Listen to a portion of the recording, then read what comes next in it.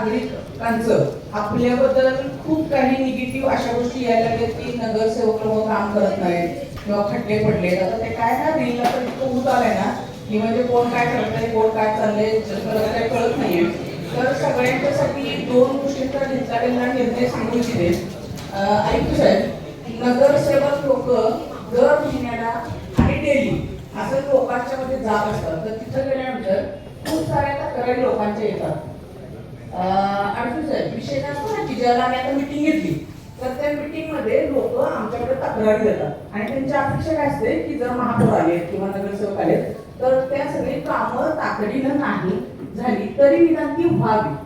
तर सगळ्या अधिकाऱ्यांना आता विनंती करत आहे की जर असे काही प्रश्न तुमच्याकडे आले, अशा काही व्हिजिट झाल्या तर कालावधीला तुम्हाला लिमिट आहे की फार आम्ही म्हणत नाही लगेच आज तुम्ही म्हणता की उद्या रस्ता झाला पाहिजे किंवा बाकीच्या काही गोष्टी, पण जेवढं होण्यासारखं आहे ते तात्काळ त्या अधिकाऱ्याने किमान 15 दिवसामध्ये करावं, किमान त्या नगरसेवकाला रिप्लाय द्यावा, कारण शिवाय खायला तर आम्हा लोकांना.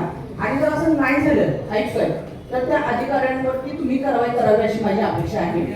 आणि त्या दृष्टिकोनातूनच अजून एक विषय आहे. अजून एक असा विषय आहे की लोकांचं कोल्हापूरमध्ये असं काही गैरसमज झालं की महापालिका प्रस्थापित झाल्यापासून काही काम झालं नाही. तर काय असतं ना की काम प्रोसेस मध्ये आहे ते तुम्हाला लोकांकडून जावं जेणेकरून तुम्ही त्या लोकांना उत्तर द्या.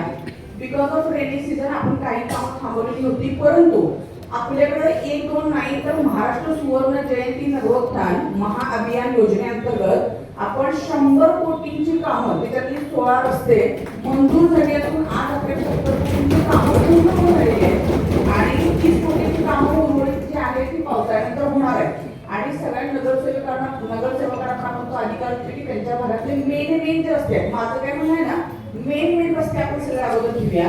तर थोडंसं तुम्ही हे लक्षात घ्या की विदिन 4 मंथ आपल्या सगळ्यांकडून खूप चांगली कामं व्हायला लागलेली आहेत. तर हाही तुम्ही एक लोकांपर्यंत हा संदेश पोहोचवा की आपण 100 कोटींची रस्त्याची कामं आपण पूर्ण करत आहोत.